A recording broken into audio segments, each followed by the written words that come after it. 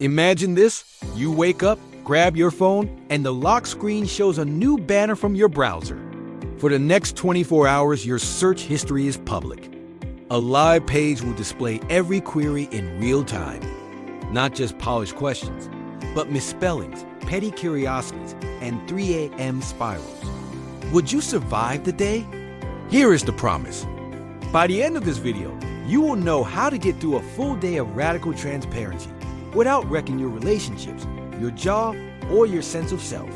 You will also learn how to search in a way you could live with, even if the banner never goes away. First, feel the shock. Search is the truest diary most of us keep. It remembers what we wanted when no one was watching. When that door swings open, shame walks in. You are tempted to deny, delete, and hide, but the link is already live. So we need two plans: a survival plan for today and a design plan for tomorrow. Survival starts with a message to your circle.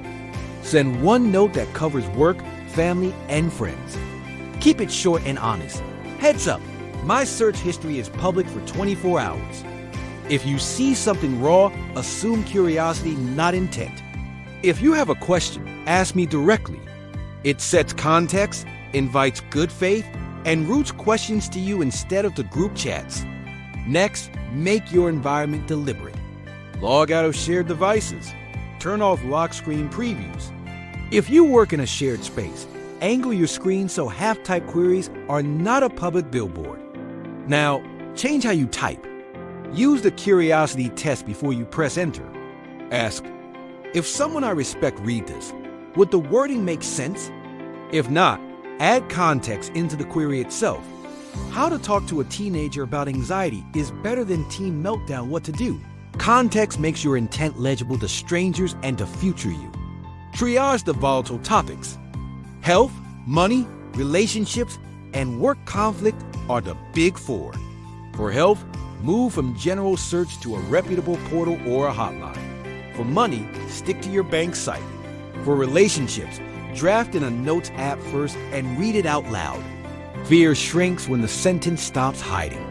For work conflict, write 3 bullet points of what you want, then talk to a human. What about the things you do not want anyone to see, ever? The rule is the same as yesterday. Do not search for illegal or non-consensual content. Curiosity is not a defense. If you feel a pull toward dark corners, treat it as a signal to ask for help. Your browser cannot heal you. People can. Now the design plan for tomorrow, when the banner is gone but the lesson remains. Build a clean search habit you can live with in public. 1. Add purpose to your queries. Start with a verb. Learn, compare, fix, explain, source. Clear verbs push your brain toward learning rather than lurking. 2. Pair every hot topic with an action query. If you search insomnia causes, follow with tonight routine to sleep. If you search budget shortfall, follow with make a 14-day cash plan. Action keeps you from looping. 3. Keep a private list of questions you will not ask the open web and choose better rooms for them. Medical anxieties go to clinicians. Legal worries go to a clinic. Personal conflict goes to a mentor. Romantic confusion goes to a real conversation. The web is a good map.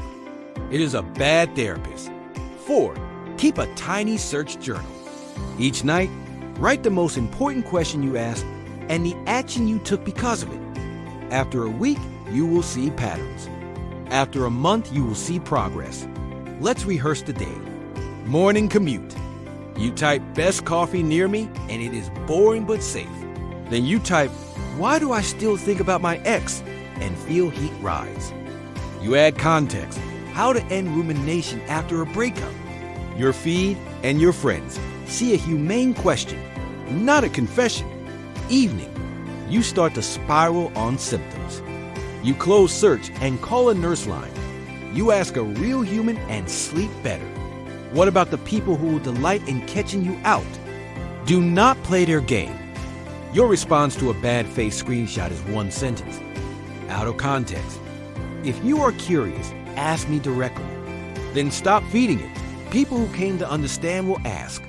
The rest will move on without a show. Here is the truth under the shock.